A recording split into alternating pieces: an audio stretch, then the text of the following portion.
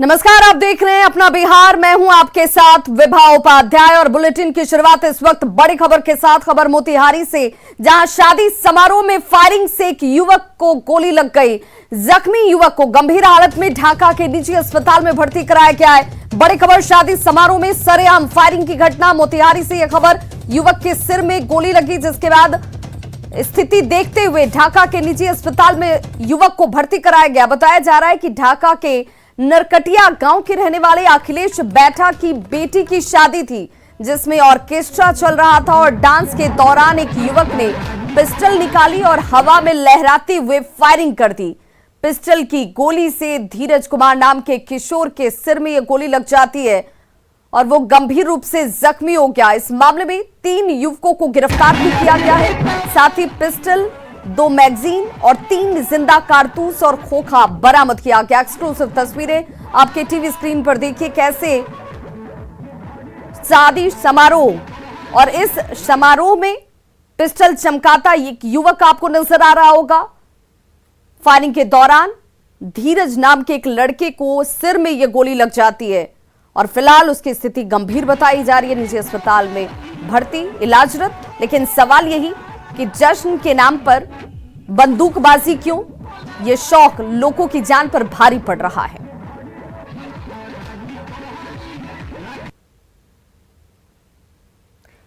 और अब सवाल यह कि शादी में युवक पिस्टल लेकर क्यों आया था?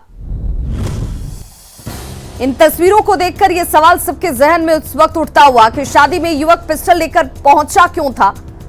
गोली अनजाने में लगी या जानबूझकर मारी गई? आरोपी का पिस्टल लाइसेंसी था, यह भी सवाल। 3 गोली, 2 मैगजीन लेकर क्यों यह आरोपी इस शादी समारोह में शरीक हो रहा था? शादी में युवक पिस्टल लेकर पहुंचा क्यों? यह अपने आप में एक बड़ा सवाल। और बड़ी खबर सिवान से, जहां पर व्यवसायी से 6 लाख की लूट की घटना को अंजाम दिया गया है। नगर थाना क्षेत्र में दिनदहाड़े लूट की वारदात अपराधियों ने अंजाम दी। रुपए लूटकर अपराधी फरार हो चुके हैं। एक्सक्लूसिव तस्वीरें आप अपने टीवी स्क्रीन पर इस वक्त देख रहे हैं।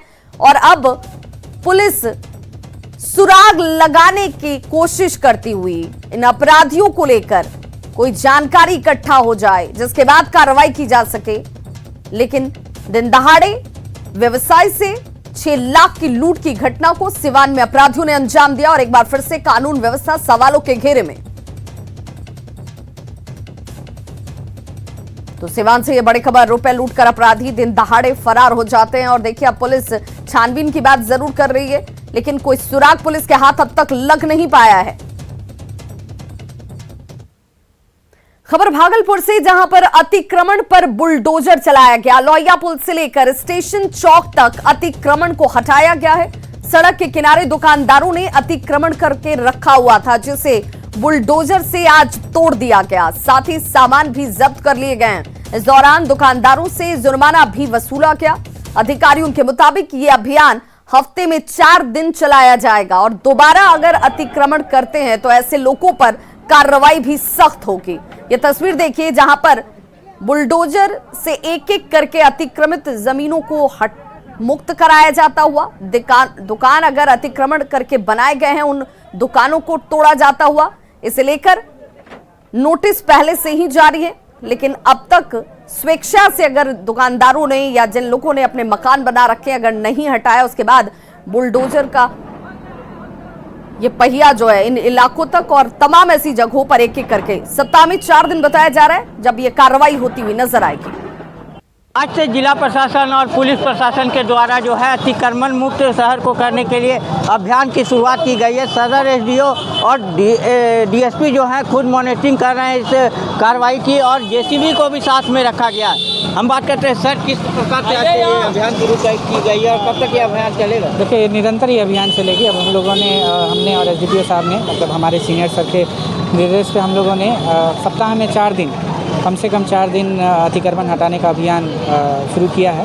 और आज और कल जैसे कि अन्य फिर जो भी रूट्स हैं उस पर हटाई जाएंगी और फिर अगले सप्ताह से लगातार 4 दिन अगर वैसी कोई विधि व्यवस्था की समस्या नहीं रहेगी, कोई अन्य जगह नहीं होती है, तो नॉर्मल तरीके से सप्ताह में 4 दिन कम से कम अतिक्रमण हटाया जाएगा। तो सदर एसडीओ का कहना है कि सप्ताह में 4 दिन जो है ये अभियान लगातार चलेगा और अब जो है सड़कों के बगल में जो दुकान लगाते थे और अतिक्रमण कर सड़क को छोटा करते थे लोग, ऐसे लोगों पर कार्रवाई की जाएगी।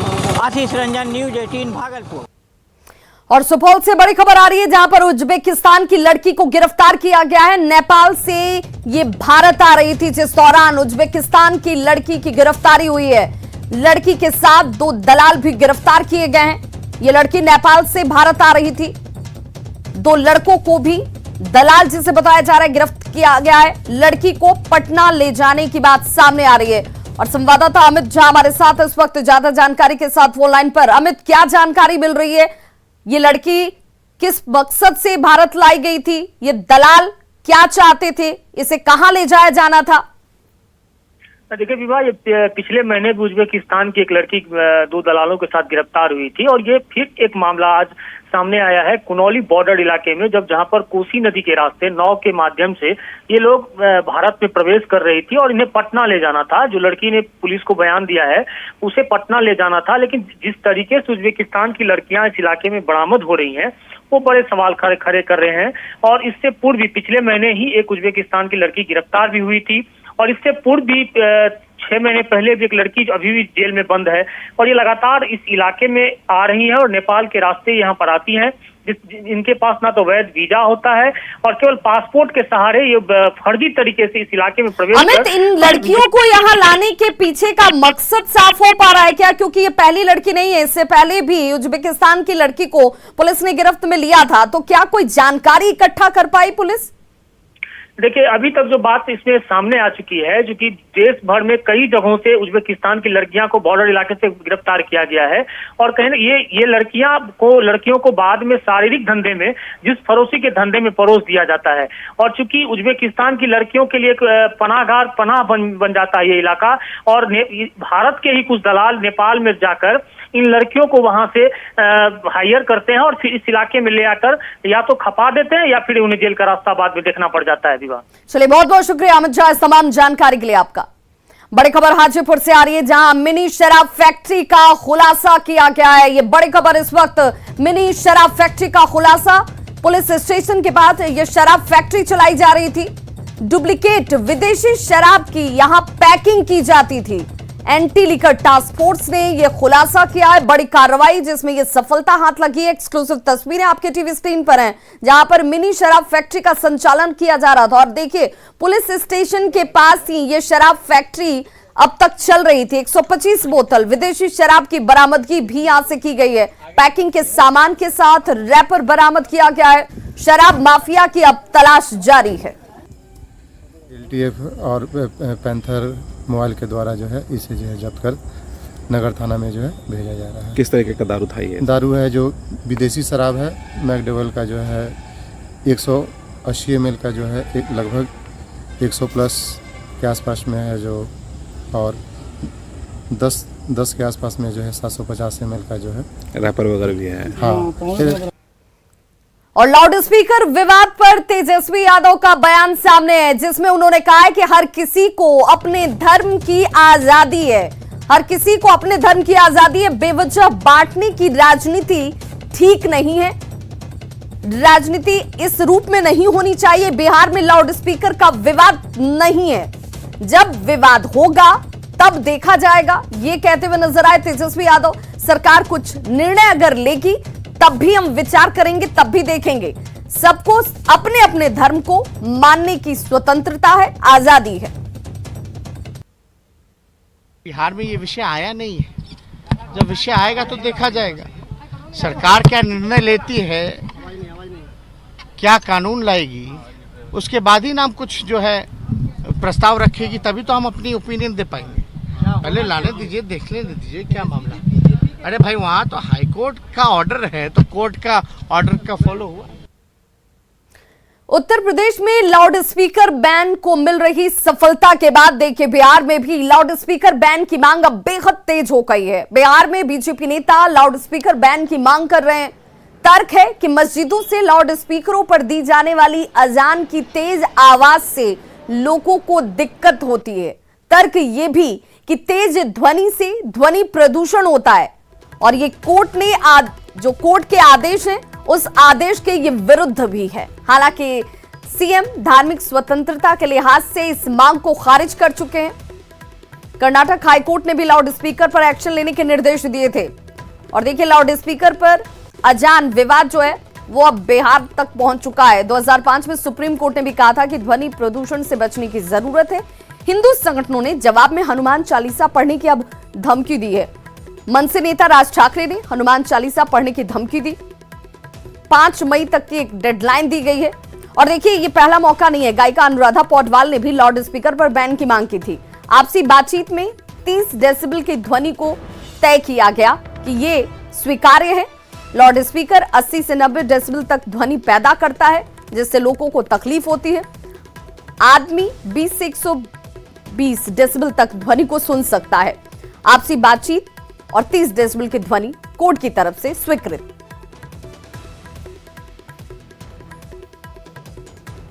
आवासीय क्षेत्र की बात कर ले तो आवासीय क्षेत्र में ध्वनि की एक सीमा तय की गई है। दिन में 55 और रात में यह 45 डेसिबल हो सकता है। ने उसको किया और सभी धर्मों ने उसको वर्कआउट करके किया है, तो एक सद्भाव का वातावरण बन रहा है, उसमें कोई दिक्कत नहीं है। बिहार में भी ऐसी कोई बातें आएंगी तो उस पर भी विचार किया जाएगा। किसी भी धर्म के प्रचार प्रसार से दूसरे धर्मों को तनाव न पैदा हो, ये हमेशा ध्यान रखना चाहिए। और कोई पूजा करे तो मेरे पूजा से मेरी पूजा हो, दूसरे को कोई परेशानी ना आए, ये हमेशा ध्यान रखना चाहिए। लेकिन ये एक वैसा निर्णय है जिसको सबको मिलकर बैठ के करना चाहिए। सभी वर्ग और सभी समुदाय के लोगों को पूजा करने का, इबादत करने का जो बना हुआ है सामाजिक स्तर पर, उसको मेंटेन करना चाहिए और किसी पर जोर ज़बरदस्ती इस तरह के कानून को या इस तरह के काम को लादना ज़्यादा शेषकर नहीं होगा। ये दिल से होता है, विचार से होता है, भावना से होती है, तो किसी के भावना पर ठेस नहीं पहुँचे, इसका ख्याल जरूर हम सबको रखना चाहिए। वह अपने विचार से, अपने कैबिनेट से, अपनी व्यवस्था से, अपनी जो एजेंडा है उस एजेंडा पर अपना जो चुनावी मैनिफेस्टो था उस हिसाब से वो अपना काम कर रहे हैं और हम लोग भी जब अपनी एजेंडा ऐसा बनाएंगे तो ऐसा काम करेंगे। तख्त श्री हरमंदिर जी पटना साहिब के जथेदार ज्ञानी रंजीत सिंह गौहर मस्कीन ने ध्वनि प्रदूषण पर रोक लगाए जाने को लेकर सुप्रीम कोर्ट की ओर से जारी किए गए दिशा निर्देशों के पालन की बात कही है। जथेदार ने इसे लेकर राज्य सरकार से आदेश पत्र जारी किए जाने की अपील की। माननीय सुप्रीम कोर्ट जी का दिशा निर्देश है आवाज़ के संबंध में, ध्वनि प्रसारण के संबंध में उनको पूरा पालन किया जाए। और हम माननीय बिहार सरकार से भी आग्रह करेंगे कि वो अपने स्पेशलिस्ट जो उनके यहाँ भेजकर एक लेवल सेट कर दे। बिहार में मक्का और चावल से बनने वाले पहले एथेनॉल फैक्ट्री का उद्घाटन कल 30 अप्रैल को पूर्णिया में होने जा रहा है और प्लांट का उद्घाटन मुख्यमंत्री नीतीश कुमार और उद्योग मंत्री शहनवाज हुसैन करेंगे। एथेनॉल प्लांट के बनने से सीमांचल के किसानों को काफी फायदा पहुंचेगा। देखिए हमारी ये रिपोर्ट।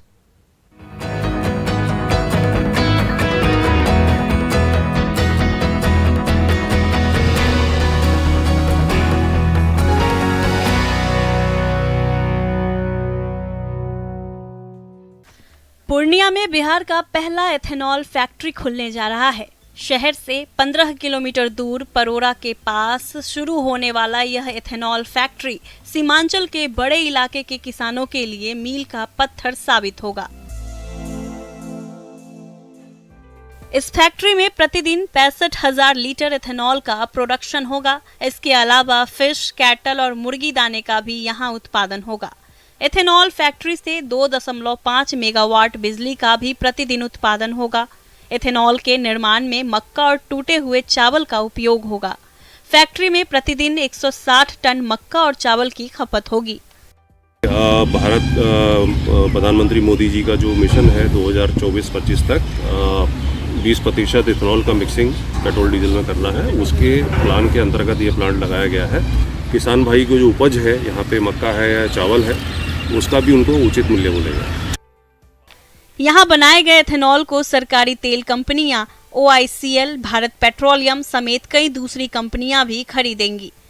फैक्ट्री का संचालन पूरी तरह से ऑटोमेटिक होगा। इससे किसानों को तो फायदा होगा ही, साथ ही बर्बाद हो चुके मक्के और चावल की भी खरीद होगी। प्रोडक्ट की गुणवत्ता की जांच के लिए यहाँ आधुनिक लैब बनाए गए हैं। वो हम ये जो हमारा ग्रेन साइलो है हम उस ग्रेन साइलो में स्टोर करेंगे। फिर ग्रेन साइलो से हमारा जो कन्वेयर के थ्रू मिलिंग सेक्शन में जाएगा। मिलिंग सेक्शन में हम उसका फ्लोर बनाएंगे। फ्लोर बनाने के बाद हम उसको लिक्विडिफिकेशन में ले जाएंगे। सॉलिडिफिकेशन के बाद फिर हम उसको फर्मेंटेशन में ले जाएंगे। फर्मेंटेशन के बाद जो हमारा है डिस्टिलेशन सेक्शन हम उसमें वहाँ रेक्टिफाइड स्पिरिट बनाएंगे। रेक्टिफाइड स्पिरिट बनाने के बाद जो भी हमारा जो फाइनल प्रोडक्ट है हम उसको MSDS सेक्शन प्लांट में ले जाएंगे। वहाँ हम एथेनॉल प्रोड्यूस करेंगे। जिला प्रशासन की ओर से मुख्यमंत्री के आगमन को लेकर सभी तैयारियां पूरी कर ली गई हैं। सुरक्षा के तगड़े इंतजाम किए गए हैं। कार्यक्रम में उद्घाटन है कार्यक्रम है और यही कार्यक्रम में कोई विशेष भाषण की अभी तक कोई जनता को संबोधित करने के बाद जो है अभिभाषण का कोई प्रोग्राम है नहीं। बहुत बड़ा फायदा होगा। सबसे बड़ी बात है कि आसपास लोगों को रोजगार होगा। इथेनॉल के साथ साथ यहाँ पे जो मुर्गी का दाना और फिश का जो दाना है वो भी बनाया जाएगा और इससे इस इलाके के किसानों को और यहाँ के जो लोग हैं उन्हें भी रोज़गार मिलेगा। खासकर जो मक्का किसान है, राइस के किसान हैं, उन्हें उचित कीमत मिलेगा जिससे इस इलाके में खुशहाली छा जाएगी। Kumar Praveen, news 18, परोरा, Purnia.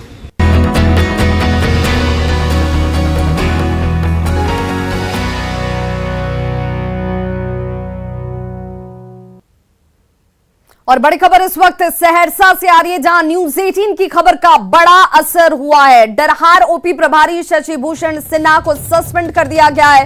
Body massage कराने का वीडियो वायरल हुआ था इनका, जिसके बाद कार्रवाई की गई। सहरसा के डरहार ओपी प्रभारी, जिनकी तस्वीरें भी आप देख रहे हैं,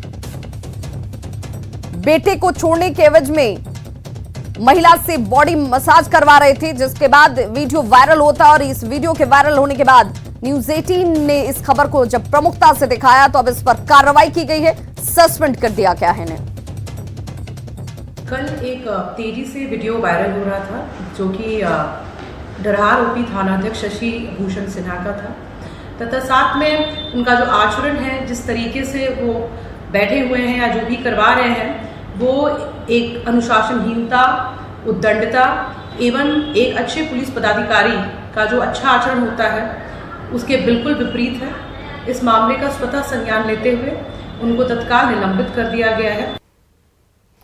खबर भागलपुर से, जहां व्यवहार न्यायालय में आज भारी हंगामा हुआ। हंगामा वकीलों ने किया। दरअसल एक आरोपी अधिवक्ता को कोर्ट में पेशी के दौरान हथकड़ी लगाकर लाया गया, जिसका वकीलों ने जमकर विरोध किया। इस दौरान मुख्य सड़क पर पुलिस वालों को घेरकर वकीलों ने करीब आधे घंटे तक पुलिस अधिकारी के साथ बहस की और वकील तब तक माने नहीं जब तक पुलिस ने आरोपी अधिवक्ता की हथकड़ी खोलकर उसे कोर्ट में पेश किया नहीं। आरोपी अधिवक्ता राजीव कुमार झा पर पड़ोस के ही एक नाबालिग बच्ची से छेड़खानी का आरोप लगाया, जिसके बाद पुलिस ने उन्हें गिरफ्तार कर जेल भेज दिया था, जिसका हम लोगों ने विरोध किया। तत्काल हथकड़ी खोला गया और इसकी जानकारी माननीय न्यायालय को जब दिए तो SHO साक्षक को बुलाया गया है और कहा गया है कि स्पेशल गाड़ी से इनको यहाँ लाया जाए, अपराधी की तरह ट्रीट ना किया जाए। क्या मामला था इनका, क्या हुआ था? मामला एक पड़ोसी ने एक झूठा। सहरसा से बड़ी खबर आ रही है जहां जूनियर इंजीनियर के साथ दबंगों ने मारपीट की है। मारपीट में घायल अभियंता को अस्पताल में भर्ती कराया गया। अभियंता दीपक कुमार के पीठ में गंभीर चोट आई है। बताया जा रहा है कि चिनारी प्रखंड में काम चल रहा था और इसी दौरान दो पक्षों के बीच नगर के अलाइटमेंट को लेकर चेंज करने के लिए दबाव बनाया जाने लगा, जिसका इंजीनियर ने विरोध किया तो दबंगों ने उनके साथ जमकर मारपीट की है। वहीं पुलिस ने इंजीनियर के बयान पर 10 लोगों पर FIR दर्ज की है और अब इस मामले की जांच में पुलिस जुट चुकी है। विभाग के कनीय अभियंता हैं और उर्ला डिस्ट्रीब्यूटरी में सदोकर गांव के पास हम काम करा रहे थे गंगापुर मौजा में। करीब 5 बजे के आसपास वहां 2 लोग आए, एक चिंटू सिंह और उनके पिताजी बस नारायण सिंह। वो दोनों आदमी आए और बिना कुछ पूछे बिना कुछ कहे हमको पकड़ लिए और हम पर कांटा से और हैमलेट से हमारे सर पर वार किए। तो खबरों का सिलसिला लगातार जारी है, आप देखते रहिए न्यूज़ 18 बिहार झारखंड।